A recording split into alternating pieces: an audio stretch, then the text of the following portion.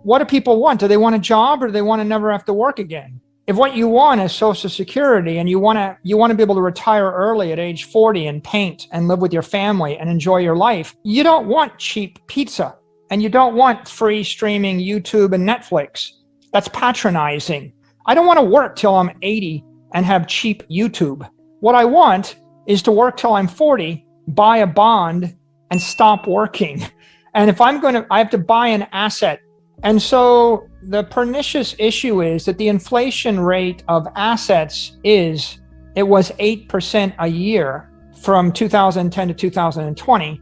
It was 35% from March of 2020 to March of 2021.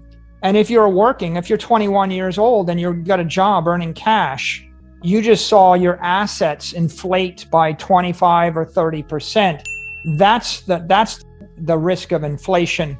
So once you understand that, then you realize if you wish to preserve your wealth or to create wealth, the number that matters is the cost of capital, i.e. the asset inflation rate, which is equal to the S&P 500 index return or the M2 money supply, roughly speaking. And if you're not actually able to keep up, stay ahead of that, you're getting poorer. So if you're a laborer, if you have a job and your salary didn't go up by 25% in the last 12 months, you got weaker, you got poorer, right? The government doesn't want to use 25% as the inflation rate because they don't want to give every federal employee a 25% raise. And so they'll say, well, it's only 1%, there's no inflation yet. But then again, if every house in America on average, according to Case-Shiller index, went up by 11% this year, how is that 1%? Well, you just don't want to buy a house. That's not for you, right? These are not the droids you're looking for. It's patronizing, and it just reminds me of this one famous phrase. All of our research shows us we can't tell people what to think, but we can tell them what to think about. And so if I just repeat CPI, there's no inflation, there's no CPI, CPI is inflation, there's no inflation, CPI, there's no inflation, we're waiting for CPI. If I keep repeating that, you'll agree with me. But meanwhile, the Fed prints $1 trillion, the stock market spikes, and people don't say, oh my God, assets have inflated. There's hyperinflation in assets. What they say is, oh, we're brilliant. The stock market's going up. Isn't that great? Well, it's not great for people with cash. By the way, here's the problem. It's not great for any company that's valued based on fiat cash flows, i.e. every value stock. If you have a stock valued based on future cash flows, and if the discount rate is equal to the M2 money supply, and if it goes to 15% a year, you have to discount the cash flows 15% a year. And so what you realize is if you're printing money, all of those value stocks can't hold value. And so you're destroying the wealth in the equity market over the long term while you're goosing it in the near term.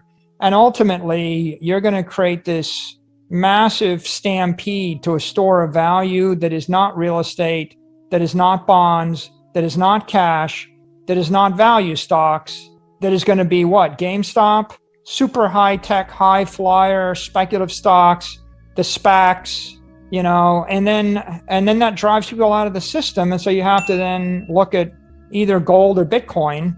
And, the answer is Bitcoin, not gold. And if you bought gold, you got destroyed. But if you bought Bitcoin, you did well.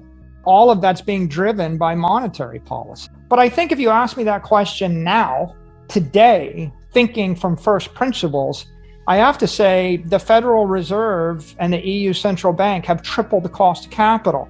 And that's made your investment decision much easier.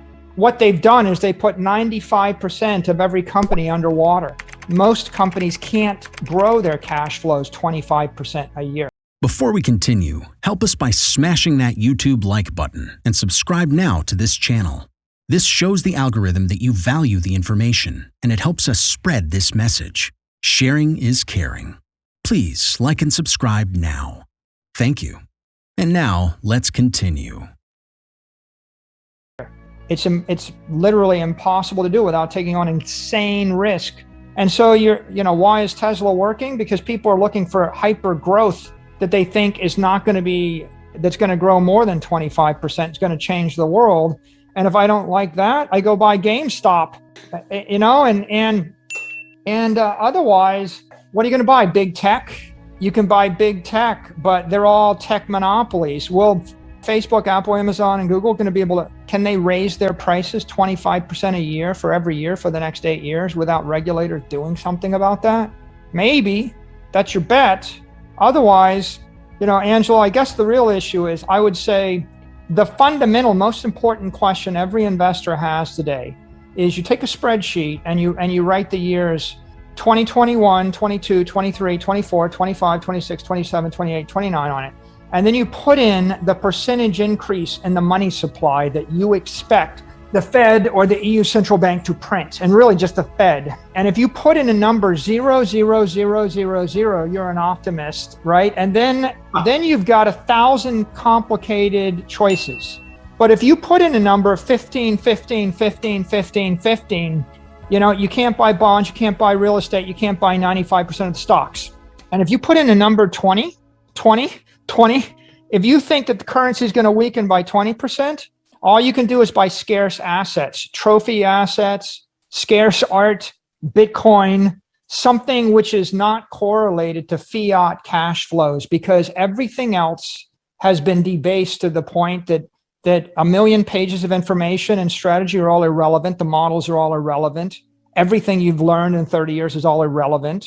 Best example, what are you going to buy in Venezuela or Zimbabwe if the currency collapses? It's going to work. And the answer is nothing.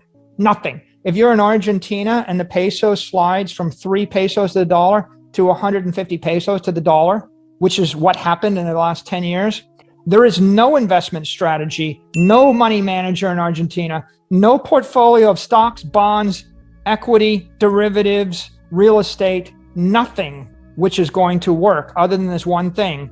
You convert your pesos into dollars, you forward finance all your cash flows, you finance all your fixed assets, you issue as much equity as you can in pesos, you issue as much debt unsecured in pesos, convert it all to dollars, put it into a bank outside the control of the Argentine government so that they can't convert it back into pesos and debase it.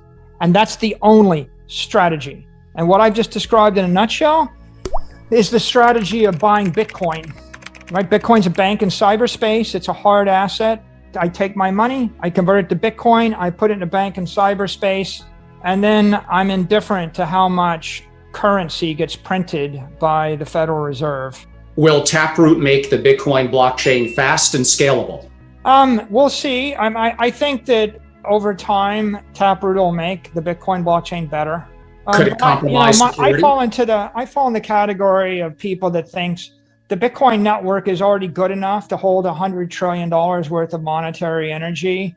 We should make it better carefully and in a responsible fashion and prudently. And yeah, it should upgrade, but it doesn't need to go fast, and it's not needful of anything to be successful. So I wouldn't rush it, but I wouldn't stop it either. I would just be very careful in moving forward. And I guess related to that question, does the Taproot compromise the security of the Bitcoin network? I don't think it's going to compromise the security of the network. I think that the upgrades in Taproot will make the network better if properly implemented. What to do in such a situation?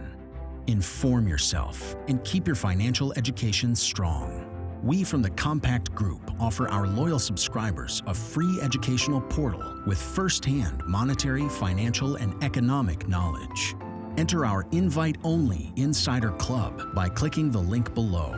You will get access to first-class information far earlier than the rest.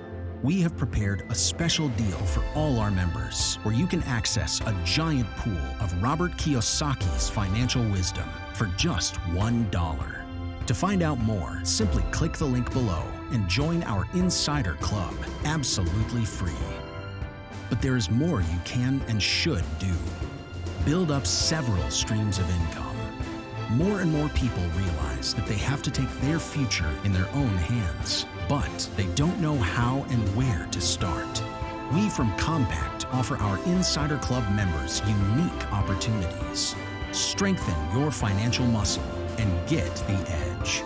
Click the link below. Become part of our free Insider Club. No financial obligations. But there's one important thing you have to know. You have to become active. So do it now. Become active and see you on the other side.